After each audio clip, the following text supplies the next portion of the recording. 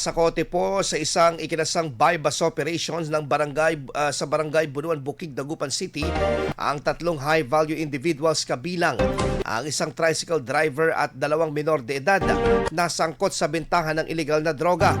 Maghahating gabi ng Sabado ng Marso 28. Sa operasyon, nakumpiska ng mga otoridad ang 56 na gramo ng hinihinalang shabu na nagkakahalaga ng 380,000 pesos sa kabilang ang budol na money at motosiklong ginamit ng mga sospek.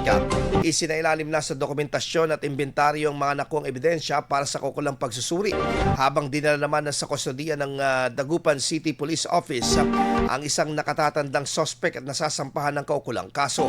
Samantala, inilipat naman sa City Social Welfare and Development Office ang dalawang menor de edad para sa kaukulang interbensyon alinsunod sa Juvenile Justice and Welfare Act of 2006. IFM News. IFM News. IFM News.